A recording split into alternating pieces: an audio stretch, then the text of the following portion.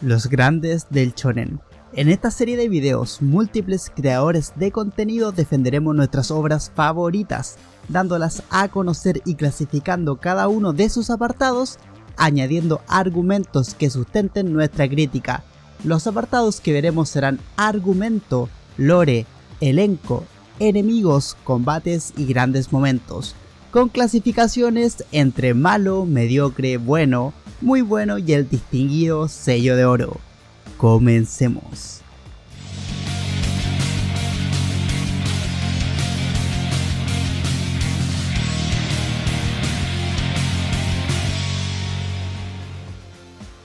Antes de comenzar a tocar cualquier punto, quisiera destacar que si no eres fan de los deportes o del boxeo y eso te causa rechazo para ver esta gran obra, te aseguro que deberías atreverte.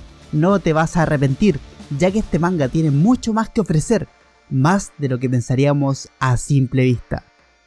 Hajime no Ippo es un manga publicado desde el año 1989 en la Shonen Magazine, cuyo argumento en principio parece superficial. Un chico introvertido que vive solo con su madre y son dueños de una tienda de botes. Él la ayuda regularmente. Debido a esto, no tiene tiempo de socializar como le gustaría, siendo aislado de forma indirecta por sus compañeros de clase, volviéndolo el blanco perfecto de bravucones que se divierten golpeándolo y maltratándolo, incluso insultan a su madre en el proceso. Pero debido a su cobardía, este muchacho que conocemos como Ippo no es capaz de defenderse. En una de estas oportunidades fue ayudado por un boxeador joven y prometedor que más adelante conoceríamos como Mamoru Takamura, que lo llevó al gimnasio donde entrenaba para curar sus heridas y luego, con la intención de motivarlo, lo hizo golpear un saco de boxeo con un dibujo del bully que le hacía la vida imposible, viendo como este muchacho, aparentemente débil, tenía aptitudes físicas impresionantes, debido a todo el trabajo que hacía en aquella tienda de botes por tantos años. Antes de la despedida le entregó cintas de Mike Tyson, aquel legendario boxeador que a pesar de su increíble fuerza no siempre fue una bestia imparable, alguna vez también fue basureado, hasta que un hecho en particular lo cambió todo. Dentro de su propia fantasía, Ippo se identificó con Tyson. Él también quería cambiar, él también quería ser otro, quería convertirse en boxeador y florecer tal como lo hizo Tyson. Quería saber qué era ser fuerte, iniciando aquí el camino de Ippo, con el reto de las 10 hojas. Al argumento le doy un muy bueno, mientras mis compañeros lo clasificaron con un muy bueno también. Estamos en sintonía con los panas al parecer. El siguiente tema a considerar es el lore, es decir, cómo se desarrolla la historia. Aquí es donde definitivamente la obra arrasa, incluso dando cierto cambio drástico respecto a lo que pensamos que inicialmente era el argumento de esta. El hecho de que Ippo haya expresado su meta como saber qué es la fuerza y no como quiero ser fuerte a lo largo de la historia definen un camino en particular para el protagonista que nos ayuda a entender sus decisiones y sentimientos. Su camino comienza por aprender lo básico del boxeo, fijar a su primer rival y amor de su vida para los entendidos, para después avanzar en un camino en el ring profesional, en donde terminará haciéndose un nombre y una reputación cada vez mayor, sin ser esto el tema principal de la obra, que entre líneas los lectores entendemos que no es acerca de un chico que antes era tímido y ahora es una máquina de dar puñetazos que rompe huesos y narices, sino que es el amor de Ippo por el boxeo y cómo este deporte le ayuda a forjar su autoestima y orgullo mientras avanza en él, y cómo en ocasiones vemos el choque de este deporte con lo único que ama más que él, su madre. Pero no me malentiendan, este manga sí trata de boxeo, trata de combates épicos, pero simplemente definirlo como una obra con buenas peleas sería sin dudas un insulto para el gran desarrollo que vemos en los personajes y sus múltiples interacciones fuera del ring, lleno de humor, lleno de entrenamientos, esfuerzo, ambición, lágrimas y más. Mi clasificación para este apartado es muy bueno y la de mis compañeros también lo es, para menos imposible. Ahora necesitamos hablar del elenco, y quien dude que es simplemente excelente es porque jamás ha visto esta gran obra. Lo más hermoso que tenemos en el elenco de este manga es su definición, que es simplemente real. Cada personaje tiene una personalidad y una profundidad correspondiente. Sus vidas, sus decisiones, su personalidad, todo esto está sustentado meticulosamente, sin llegar a ser en ningún caso pretencioso ni tedioso. Tal como en la vida real, todos vivimos siendo protagonistas de nuestra propia vida, con la profundidad correspondiente. Tenemos nuestras alegrías, nuestras propias batallas, nuestras propias lágrimas, y de alguna forma el autor logró darnos un elenco así, donde perfectamente cada personaje secundario podría ser el protagonista de su propio manga. Y no lo digo porque tienen una personalidad excéntrica o son súper poderosos o destaquen de forma espectacular, es simplemente por su carisma y la cantidad de desarrollo impresionante que tienen. Algo que debo destacar sin dudas es cómo el autor es capaz de repartir el protagonismo entre todos los personajes recurrentes sin quitarle emoción a la obra, sin que se sienta forzado, ni mucho menos innecesario, logrando incluso que sea muy difícil elegir un personaje favorito. Tenemos a Aoki, Kimura, Itaaki, Miyata, Sendo, Borg, Date, Mashiba, Kamogawa, Takamura, etc. Son personajes que en más de una ocasión toman el protagonismo del manga, dando arcos de calidad.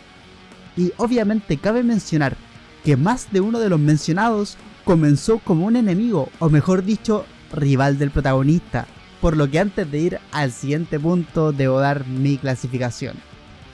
Al elenco de este gran manga debo darles sello de oro. Lo siento, sería un insulto en mi opinión darles menos, pero es que gente, qué personajazos tiene este manga sin dudas. Mis colegas en este apartado le dieron un muy bueno. Los colegas no tuvieron fe, gente. Los enemigos, obviamente es extraño hablar de enemigos en un manga de boxeo, por lo que simplemente son rivales o antagonistas que tienen sus propias motivaciones para estar boxeando y subir al ring, teniendo su propia vida, sus propios sueños, propios caminos por recorrer.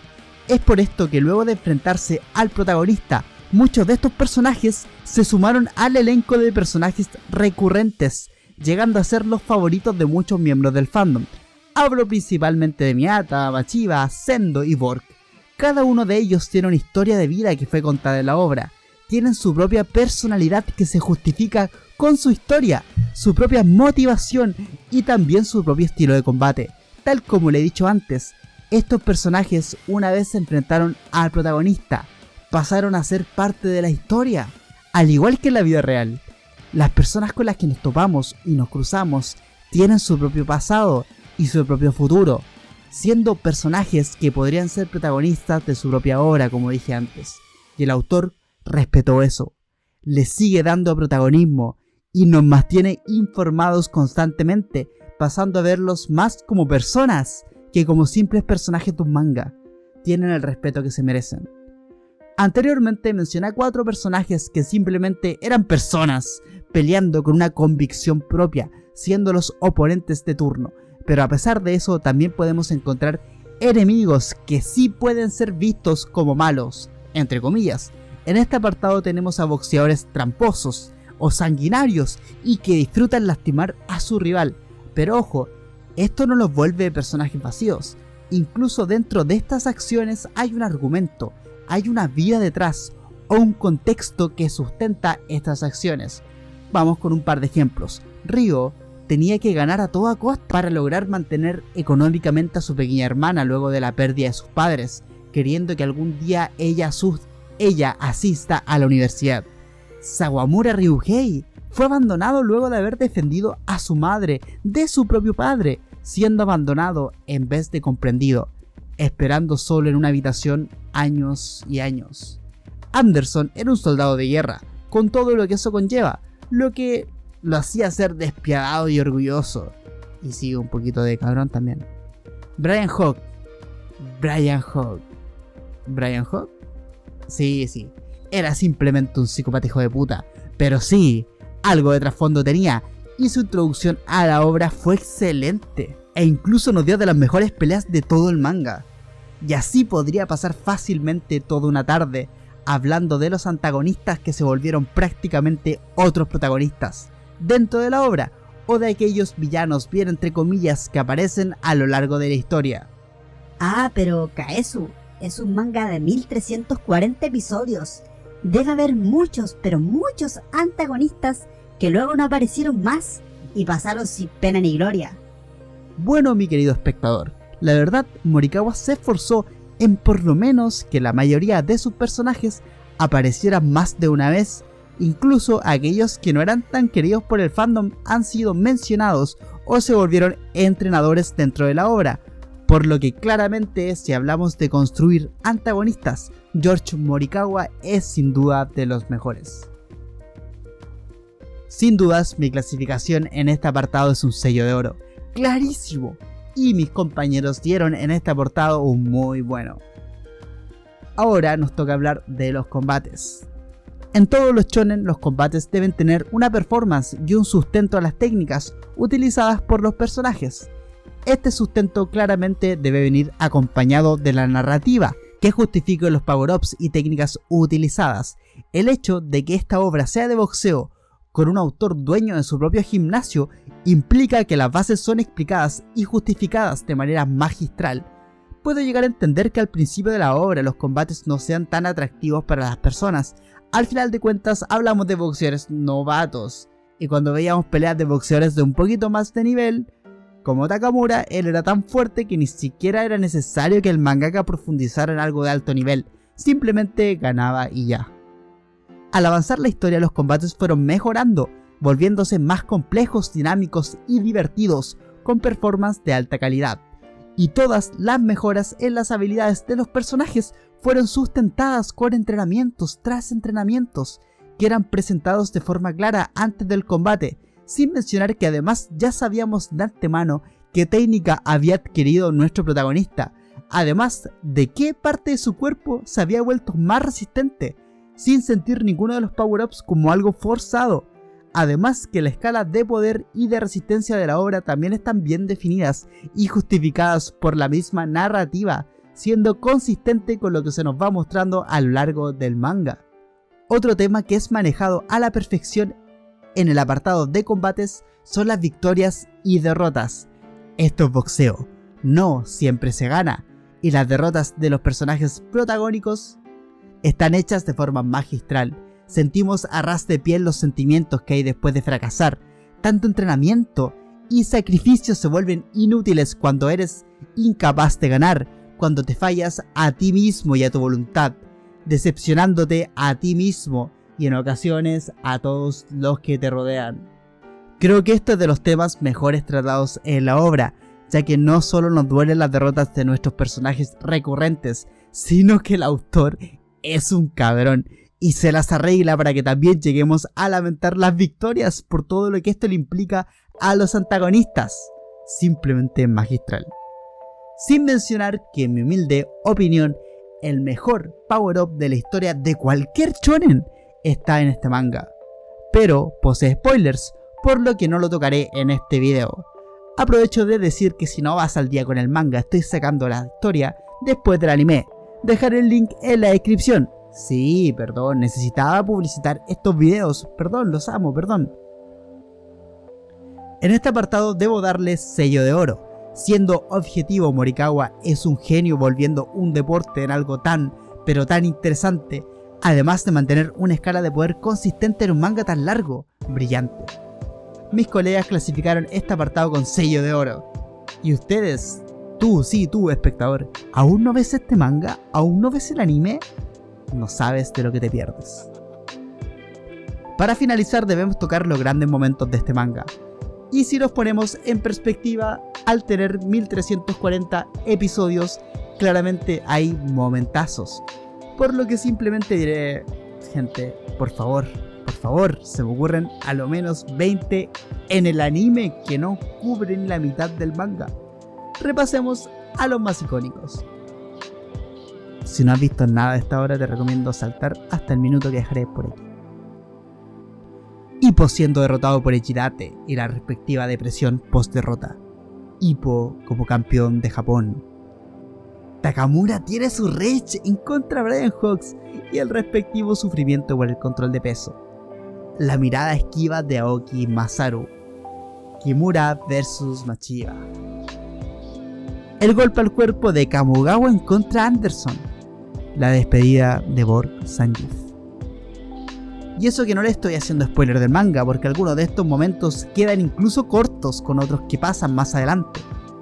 Y ya que estoy defendiendo a Hajime no Ippo como el mejor shonen, debo dar por lo menos un hecho en el que sea indiscutiblemente el mejor, y eso es tener el mejor power-up de la historia del shonen, como mencioné anteriormente, que también obviamente es de los mejores momentos del manga. Eventualmente haré un video hablando de esto con detalle, pero claramente y otra vez siendo el fanboy supremo le doy sello de oro, mientras mis compañeros lo clasificaron con sello de oro. Joder, Hajime no Ippo es God. Y eso es todo por el de hoy. Espero les haya gustado la defensa a mi manga favorito de la vida. También comparte tu opinión en los comentarios y si no me equivoco en la descripción habrá un link para que también dejen su opinión acerca de esta obra. Recuerden suscribirse para más contenido de Hajime no Ippo y pronto otros mangas. Hablaremos de mangas sobrevalorados, de buenos power-ups y sistemas de poder, etcétera, etcétera. Buenas noches.